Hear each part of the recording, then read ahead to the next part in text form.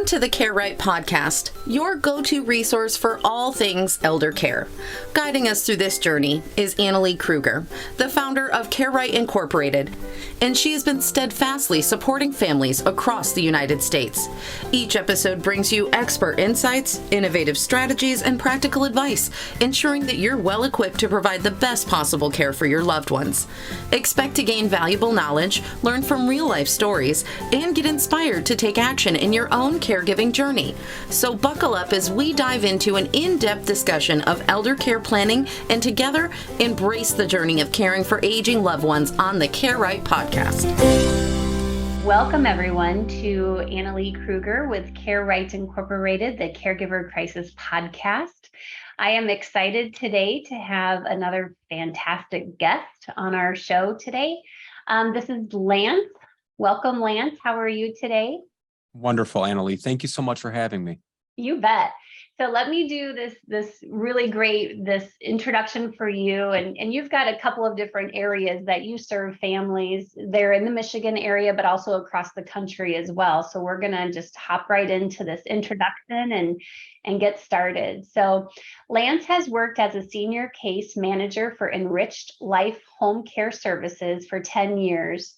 During those 10 years, he has been an instrumental part of making Enriched Life Home Care Services the #1 rated home care provider in Michigan for the past 4 years in a row and counting. During COVID, the team at Enriched Life Home Care Services wanted to find a way to help reach families and communities that were facing long-term care issues, and out of their desire to help reach families, they created All Home Care Matters podcast, which has quickly risen to become the leading voices in long-term care. That's pretty powerful stuff there. Yeah, thank you. Thank you. It's Yeah, a work of passion. it is a work of passion. That's right. That's right. So tell me more about All Home Care Matters. What is, I know that because was birthed basically through the pandemic, but tell me more about All Home Care Matters podcast. Sure. So our company, Enriched Life Home Care Services, would do a lot of community outreach, caregiver support groups, educational seminars, just a lot of altruistic community work for senior centers, churches, senior living organizations, and just the community as a whole. And we quickly started seeing, like all of us, that, the pandemic was starting to cause a lot of shutdowns and, events being canceled and things like that. And just having a heart for helping others and trying to lift others up and just be a lending hand, we wanted to find a way that we could continue that work in some fashion. Mm-hmm. And out of that came one evening, I was listening to a podcast and decided, this might be a way that we could help continue that work. And we spent several months researching podcasts because none of us really had a familiarity with what it took to create a podcast, to launch one, and to maintain one. And so we spent several months before initially launching All Home Care Matters. And once we did, it quickly caught on with a lot of people. And it's just really become a thing of love that we enjoy doing. We get to meet wonderful people. Like we recently had an interview with you and, all these great thought leaders and influencers in the senior care industry. And it's also branched off to even parents who, have children with developmental disabilities and sharing their stories. And, in the hopes of the show, what we're trying to accomplish is reach families that are going through similar situations so that they either learn of new resources or just learn that, hey, you know what, I'm not alone. There are other people. And sometimes, as being a family caregiver and being in those situations, you kind of sometimes have tunnel vision and blinders on because you don't necessarily have the time to look into other things or try to reach out to people. And we're just trying to give them a voice and a place that they can come to learn that they're not alone. Mm-hmm. And, in my experience as a consultant, but also as a daughter who has been taking care of her aging parents, you end up in survival mode. You're just trying to get through the day to make sure Right. that mom and dad have everything that they need. And I'm a business owner, obviously, so I got to tend to the business and my team and my clients. I mean, you truly do end up in survival mode, and you don't have time to do all this research and find out what resources are available. So that's fantastic that your podcast offers that. Yeah. Well, and as with Care Right and the families that you're doing just remarkable work for and helping them through the survival mode period Mhm. that they're experiencing. The other thing we're trying to accomplish too is give them good information, because there's information out there, but not all of the information is necessarily good. Right. There are, unfortunately, the dark side of this industry where there are people out there trying to capitalize and take advantage of people's naiveness and their desperation. And we want to help steer them towards, resources like Care Right and all these other wonderful resources out there that are going to be there for them honestly and truthfully, and not take advantage of these dire circumstances that they're Mhm. going through. Right. Right. And as far as feeling lonely and feeling like you're out there on your own as a caregiver, that is spot on. Like every Right. single one of my clients, that's exactly what they come to me presenting as, is overwhelmed, burned out caregivers, and they don't know what their care options are. They don't know how to pay for care. They think Medicare is going to pay for everything. They thought that their family, their siblings would help out more, but that didn't happen. And so, when families come to Care Right, they're in pretty bad shape. They're Right. they're pretty overwhelmed and burned out. They're scared, they're overwhelmed and pretty resentful sometimes. And that's a normal feeling too, Sure. right? And so I say this every day, aging and the caregiving journey can be a positive experience for everyone if they have an aging plan in place, which means that they have enough supports in place. Like, what do you want to take off your caregiver plate? And we can outsource, we can find a resource to serve that need, like home care, like what you do Right. on a daily basis, you and your team do on a daily basis. Um, Tell me a little bit more about the home care piece, because I know that there are a lot of consumers out there and families out there that maybe don't fully leverage or know what all home care services can do to allow their loved one to age in place at home. Well, absolutely. And I'm glad you asked that, because one of the biggest misconceptions about home care is that it's home health care. And there is a distinct difference, and it's pretty significant. Home health care is provided by Medicare for up to 9 weeks at a time, where Medicare will pay 100% of that cost. There are Medicare guidelines that we can go into if you'd like, but essentially you have to be homebound, except for religious services or a haircut or medical appointments. Otherwise, you're saying I can't leave the home. So an RN, OT or a PT will come out, social workers, and even dietitians if your specific need calls for it. And where a lot of families get confused is that they have home health care coming out once or twice or three times a week for that 45-minute to 60-minute visit, and that's all they're there for. And they're only there to provide for that specific healthcare need. They're not going to go into, helping mom make sure she had her meds in the morning and in the evening, helping her with bathing and dressing and, toileting and grooming, helping to make meals, all of those things that home care provides. With home health care, we work side by side with them quite often, because usually if that person is in a situation where they need home health care, they also need help with what we call the activities of daily livings, or the ADLs. So that means we can provide help and support and care up to requiring a nursing license. So everything below requiring a nursing license, we can provide for. But the nice thing about home care as well is it's not a one size fits all. Maybe your mother, Annalie, maybe she just needs some companionship for 4 hours on Saturdays so you can go to the gym, or, maybe you have appointments that you have to take care of. And we're just being there as a companion for her, helping to, stimulate her, listen to her, have conversation. If the weather's nice, maybe going for a walk if she's able. But then on the flip side, you may have somebody that needs 24-hour care, who is bedbound and is a stroke survivor and needs somebody at their side at all times. So home care really is customized around what fits that person's needs. Everybody's care is different. Everybody's schedule, meaning some people might need help Monday, Wednesday, Friday from 9 to 2. Other people might need help Tuesdays and Thursdays from 3 to 9. And that's okay. It's all built around that one specific person and what their specific needs are, which makes it very nice for families because they have full control over the care they receive and when they receive it and how they receive it.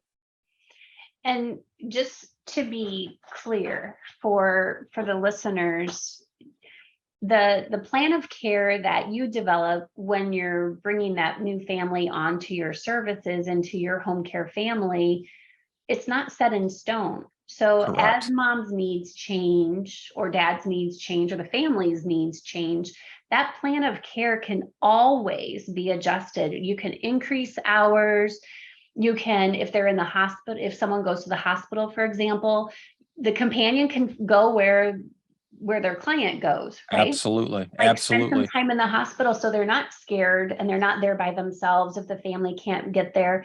And just like if they end up needing to, a loved one needs to go into a rehab center for a period of time, you don't want to lose that great companion, right? So I always Absolutely. encourage families, let's bring Maria, keep Maria on your payroll, so to speak, so that you don't lose her to another family, and your loved one needs that familiarity when they're in a strange environment like a hospital or a rehab center.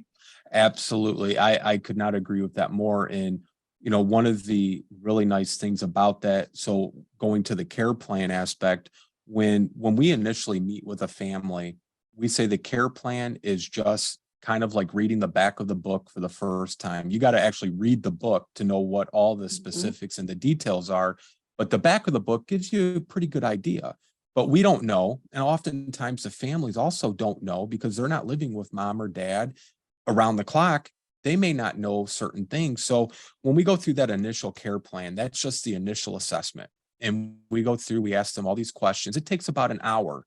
And then we say, before our staff ever go out to the home, we meet with them and have a care conference with the staff who are going to be associated with your loved one.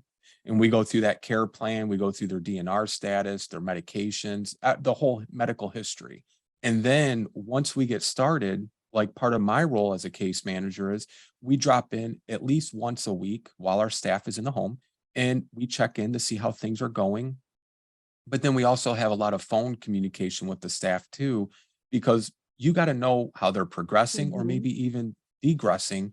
And then that care plan gets changed based on their abilities, either improving or not improving. And then we proceed further from that point. So yeah, a care plan is a starting point. It's not the end point. And sometimes families start with care and they need it 7 days a week, 24 hours a day, because dad just came home from having hip surgery. And as dad's continuing to improve, that he may still need the care, but it may not require 24/7 care. So we scale that care back. And then we also update and enhance the care plan. Yeah, it's kind of a living document. It's not something that gets set in stone and stays that way. Right. And when my rule of thumb for families is when mom or dad return home from rehab or the hospital, let's load them up with home care, maybe even more than what they maybe need, but we don't know what they need because they haven't been home for a while. Maybe they've been in the ER or in the hospital for a period of time and in a rehab center. And there's nothing worse as a family member than sitting on the edge of the bed at 3 o'clock in the morning, scared because your loved one needs to go to the bathroom and you didn't think about nighttime needs, right? Right. We can always taper down the home care, but that's so important to make sure that they have maybe more care than what they need, but you don't know that until 3 o'clock in the morning when they have to go to the bathroom. And I agree with that fully, because here's the other thing we tell families on top of that is it's now going to be different that mom's back home, because when she was in the rehab or she was in the hospital, she had a call light or she had people checking every so often. Once you get home, you're by yourself. Yep. So she may have felt like she was doing better and the family may have felt that way. And she probably is doing better because she's being discharged and being sent back home. But that care was always there as a safety net in those facilities. Anytime something came up, when you go home, that's no longer there for you. So Mhm. that's one of the reasons too. I know a lot of companies use contracts and they make you commit to a certain amount of time, both in the care time as well as a duration of time. And we don't have contracts. So we have a family recently, they were just needing help 3 days a week, 8 hours a day. And dad was in rehab and we were taking care of mom. Well, dad recently came home. And so now their concern was mom's now going to go back to trying to take care of dad and her Mhm. health won't allow her to. But, she wants to. It's her husband and we appreciate that. So they've now added 7 days and they've added midnights because of that very thing. They don't want dad to either have a fall or mom to get worn out or sick or hurt trying to Or help hurt. dad, Yeah. and it's a good team approach. And one of our points that we really stress to families, because again, we want to respect everyone's dignity, everyone's Mhm. independence. And so what we try to do is explain, we're not going in to take over and take charge. We're there to help support you, not control you and tell you and dictate to you.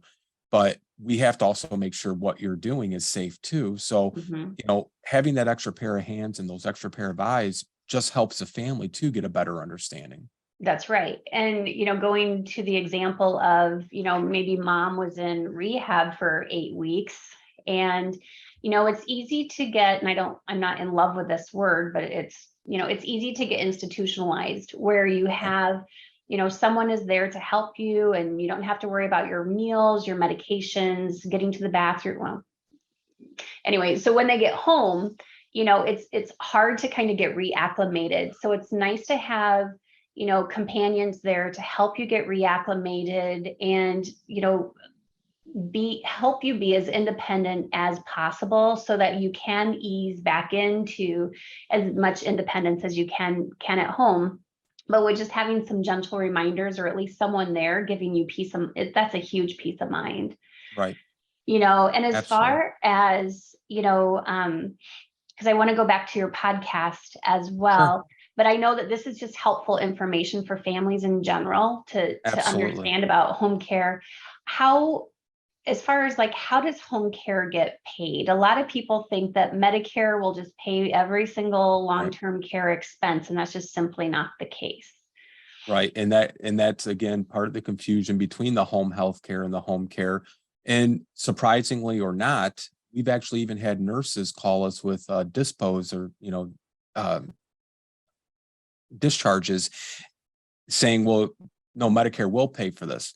And they get confused as well. And I Mhm. think that just goes to, being aware and understanding of what is available and what resources are and aren't covered and things like that. But we'll have families call and one time, and we never argue or try to, make a point that you're absolutely wrong. And, we try to be very understanding. And so when we get calls like that, we'll say, well, oh, gee, things do change all the time. Maybe this is something we're just not aware of. Sure. And we had a very wonderfully warm and loving lady once. And, the care was for herself. And she was in the beginning stages of dementia. And she called 5, 6, 7 times in a row, all in the same week. And Mhm. she was convinced, and she said she called her insurance provider and all this, and they guaranteed her it's covered. You know, we try to be understanding, because Yeah. people, it's one of those things you just don't know what you don't know, kind of like you experience with care, right? And Yeah. so we took her policy number down, we took the phone number down, and we called the insurance provider. And I think it's one of those cases where not everybody you get when you call in for customer support is really Right. understanding, what's available and understanding the insurances and things. They're just answering phones. And he said, well, no, that, we won't pay for these services. And we said, well, Yeah. we understand that. So I explained the situation. I said, would you mind if I got your name and if you have like an employee ID number or make a note so that we could have this family call and speak to you?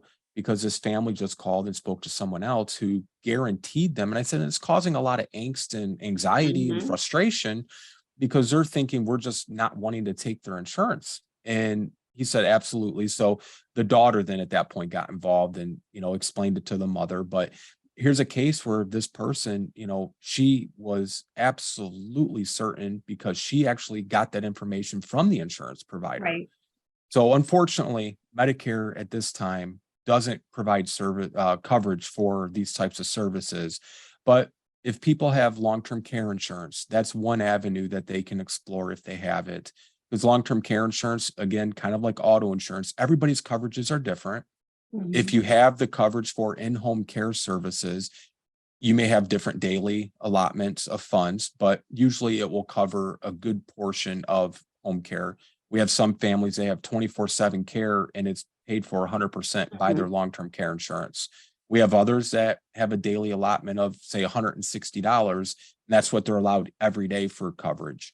And then you have the VA has a wonderful benefit. And I want to stress that just because you're a veteran does not mean you qualify for this benefit, but it's called aid and attendance. Aid and attendance is available for wartime veterans. So they were serving and got wartime duty on their DD-214s. And then their spouse also qualifies.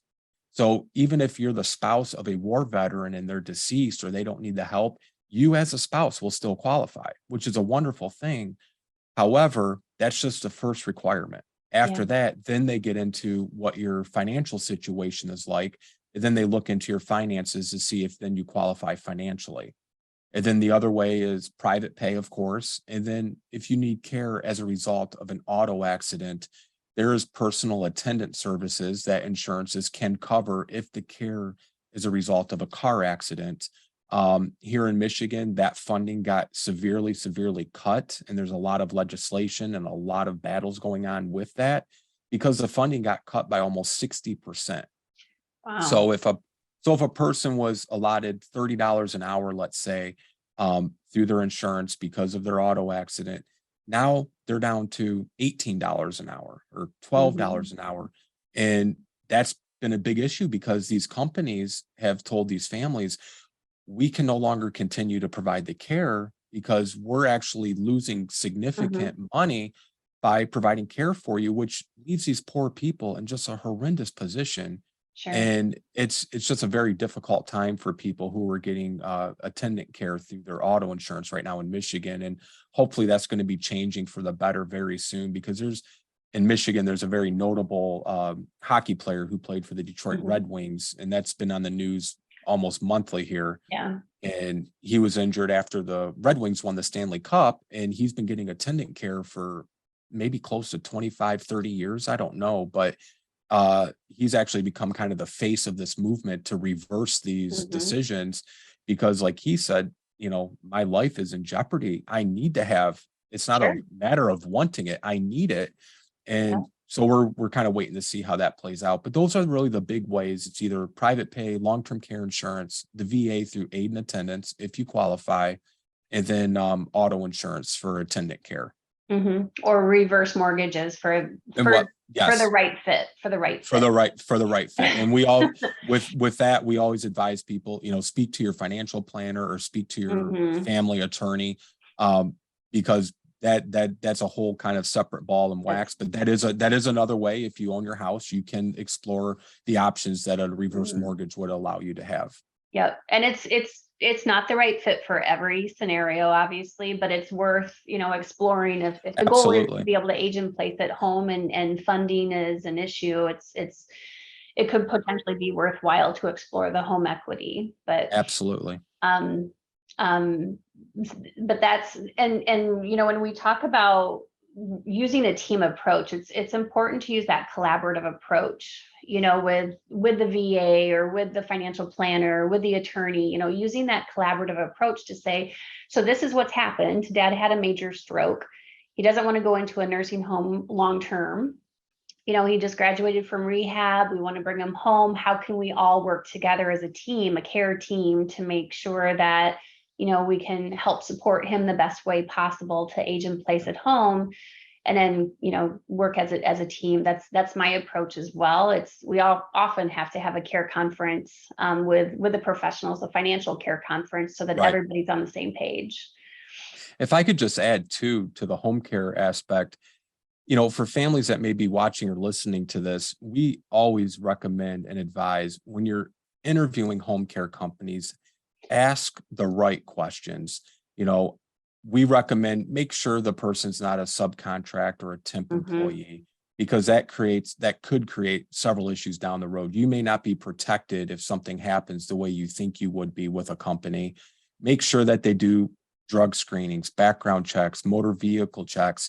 You want to make sure that you're protected in the event that a situation ever did arise. And in Michigan, we're a non-licensed state, so there is no regulation, unfortunately, right now over the home care industry like there would be, say, in Illinois, where that falls under the Department of Health and Human Services, and there's certain other steps and guidelines that home care companies have to follow there.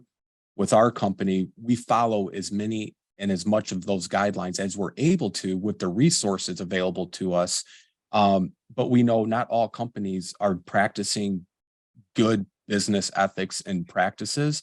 And unfortunately, we hear too many stories from families who found out after the fact. The hard way. I want to give a real life example of that, because this comes up obviously as part of the aging planning process that I do when I facilitate family meetings, because they'll often want to go the cheapest route for home care, right? Because they don't want to pay a home care company.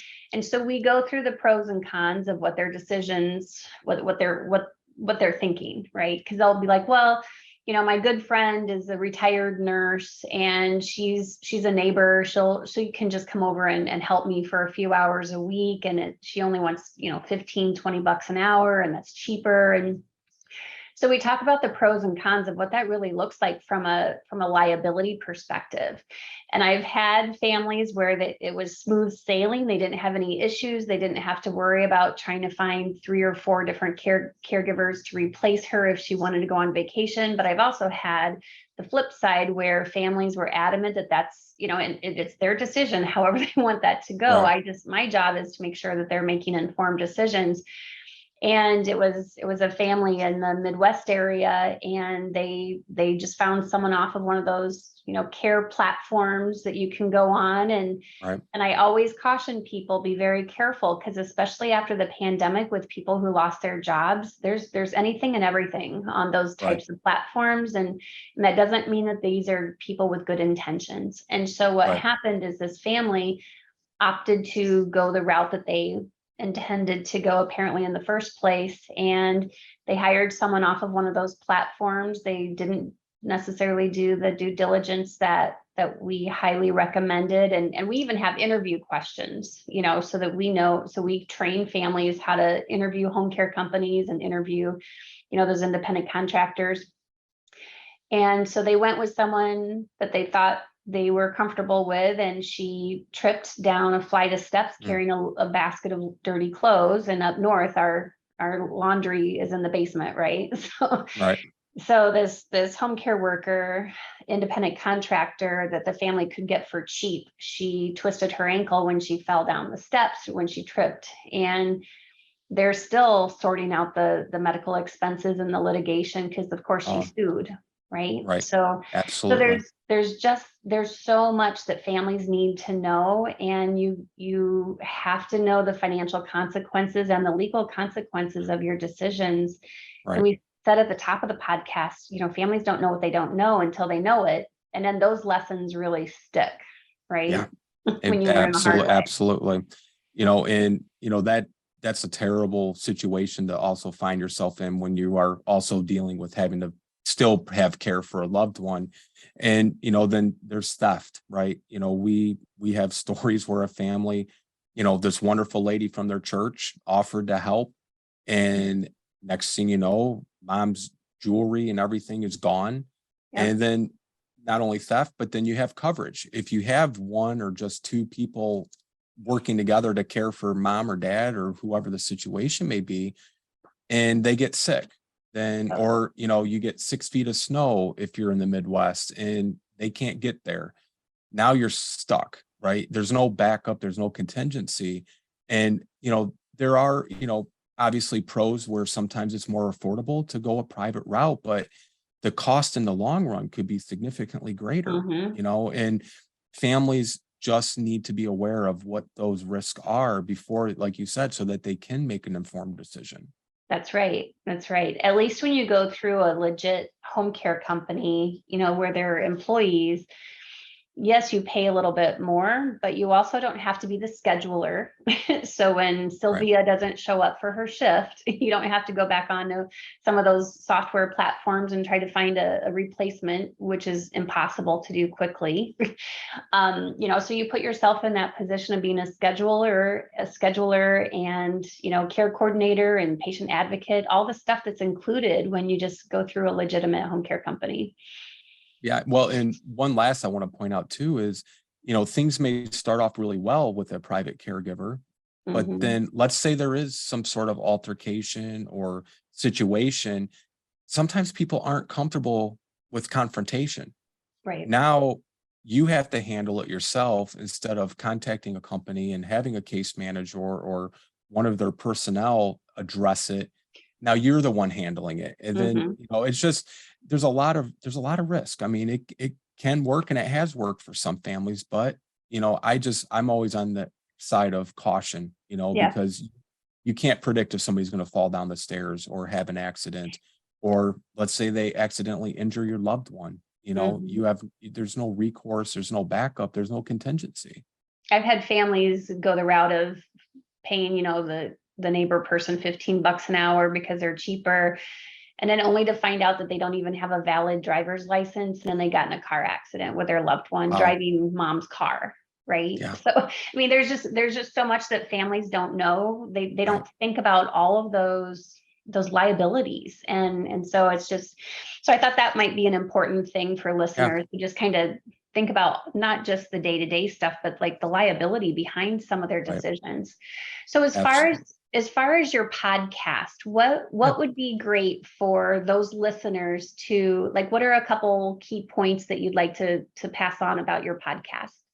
So with All Home Care Matters, if you're going to listen on, the podcast itself on one of the podcast platforms, you can scroll through and find different topics, and it's wide ranging. If you go Mhm. on YouTube, we have it broken up into categories. So we have one that has specifically for family caregivers. We have another category that's resources and support. Others that are related to Alzheimer's and dementia. We have some that have wonderful authors that have just remarkable books that we highly recommend families, and there's all different areas for their situation. And then we have a hospice and palliative care section. So if you're looking at Mhm. hospice or you have a loved one that's going through it, there's some wonderful talkers and speakers on there that can share these different, insights and things you may not be aware of. So we really try to, the reason we called it All Home Care Matters was to create an umbrella.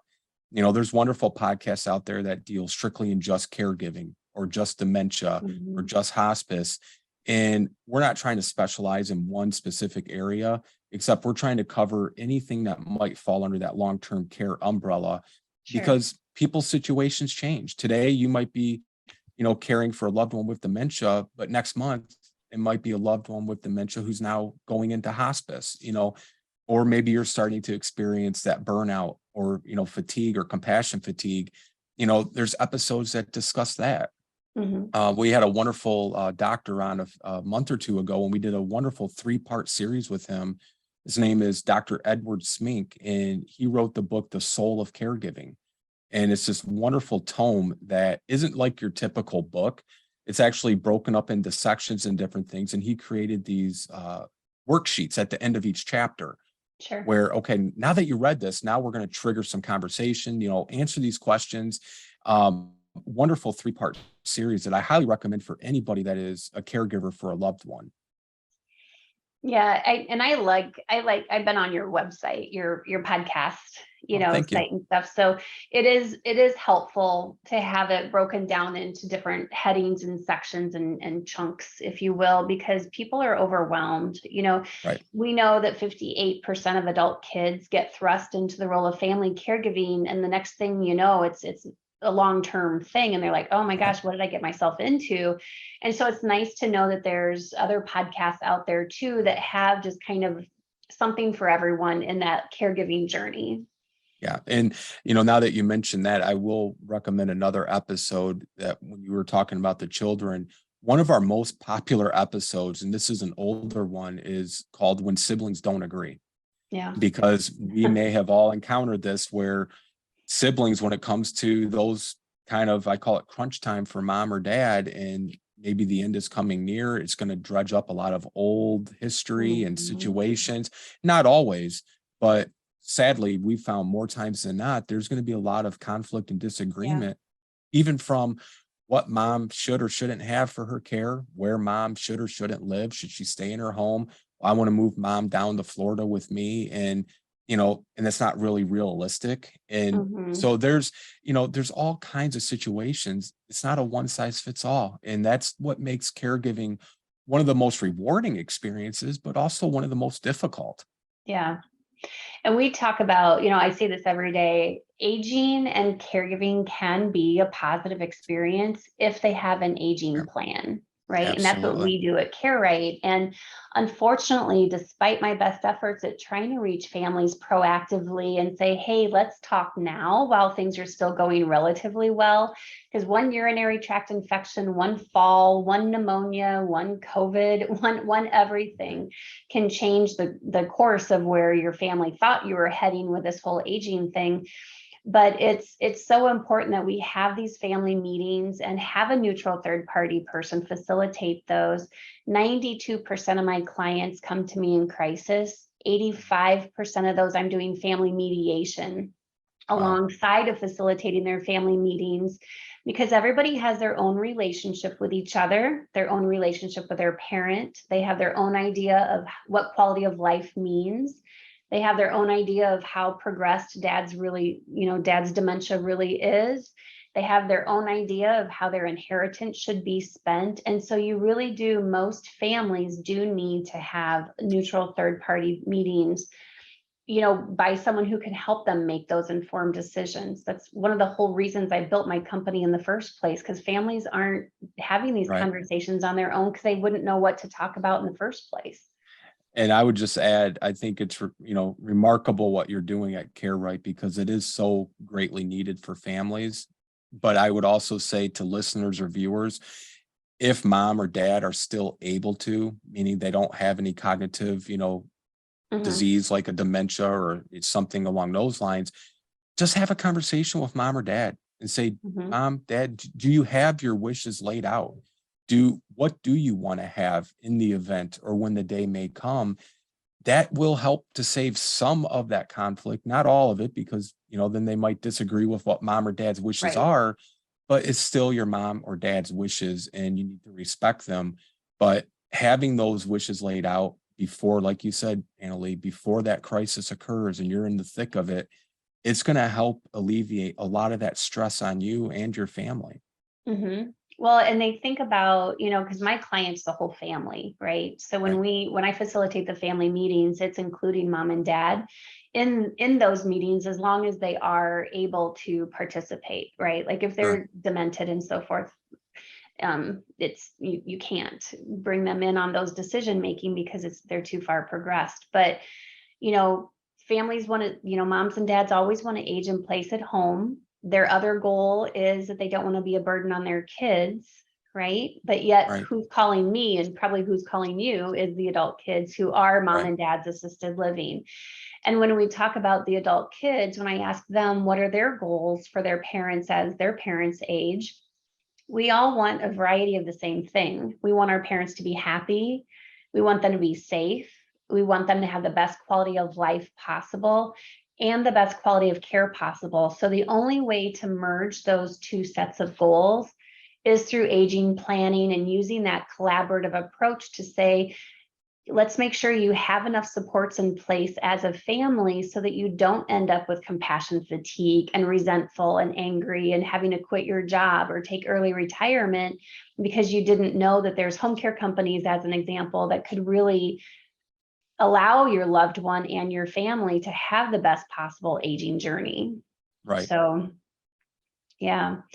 So this has been that we could literally talk all day long because we both have been doing this for a long time, and there's just real life scenarios that we can just keep kind of pumping out Absolutely. there to consumers. But this is such an important conversation for families, content for families to learn and understand and kind of digest. And we know that there's just so much to think about when you're that family caregiver, or you're the mom and dad and you're starting to realize maybe you're needing more help than what you had hoped. There's resources out here to help you. And Google, I promise you, Google is not the solution. So that's why I bring on, professionals who this is their passion, this is what they do.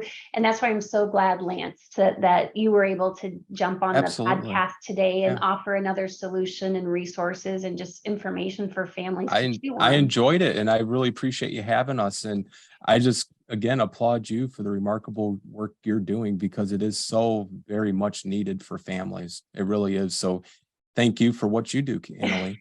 And likewise, we all need to lock arms and make sure these families have the best possible outcomes. So Absolutely. what's a great way? We've got your website, your social media, stuff like that. But if someone has, wants to reach out to you, what is your preference? What's the best way? So they can go to allhomecarematters.com, and we always recommend people, if you have questions, if you have an idea of a topic you want to hear, or if you just want to give us feedback, there's a form right there on the homepage that they can reach out, and every form is read and answered, and it is secure.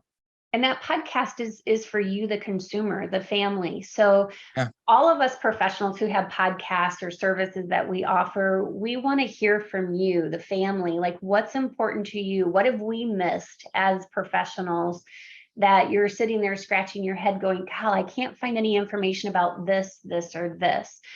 So go on the website, fill out the form, make sure that, if there's content that you're looking for that you haven't been able to find reliable, accurate resources for, fill out Lance's form on his website so that he can, so that you can find a professional that can talk about that subject matter and be a reliable source for your family. So Absolutely. Excellent.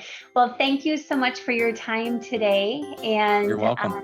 Really appreciate all that you and your team are doing, and your podcast team. And it's just, we all are doing what we can to help reach these families. Absolutely. Well, thank you again for having us, and we're here anytime we can help. Sounds wonderful. Thank you so much. You're welcome. Bye-bye. Bye.